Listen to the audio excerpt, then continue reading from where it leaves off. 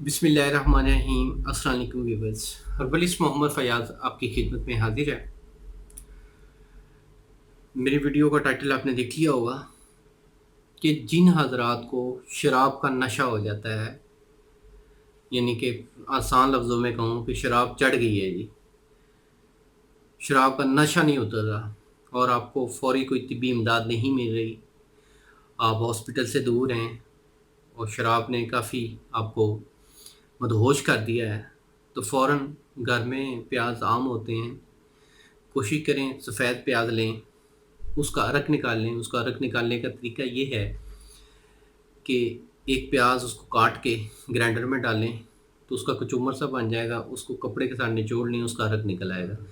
वो अरक 5 से 7 कतरे नथनों के अंदर, नाक के नथनों के अंदर, यानी कि ये नाक है, 3-4 ड्रॉप इधर डाल लें, 3-4 ड्रॉप इधर डाल लें। नाक की पोजीशन ऊपर हो और सर की पोजीशन नीचे हो। इस पोजीशन में आप डालें, वो सीधा जाके दिमाग को लगेगा, तो तकरीबन 5 से 7 मिनट में शराब का नशा टूट जाएगा।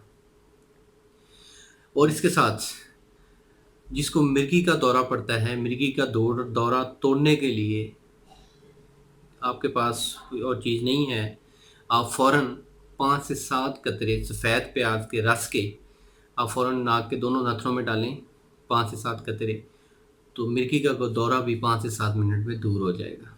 एक बेहतरीन हर्बल टिप है। अगर खुदा न खास्ता आपको कभी ज़रूरत पड़ती है तो ये नुस्खा ज़रूर आज़माएँ और दुआ में याद रखें। तो इंशाल्लाह मिलूँगा एक नेक्स्ट वीडियो में। अल्लाह आपका हामी नासिर हो। शुक्रिया, जज़ाकल्लाह, अल्लाह हाफ़िज़।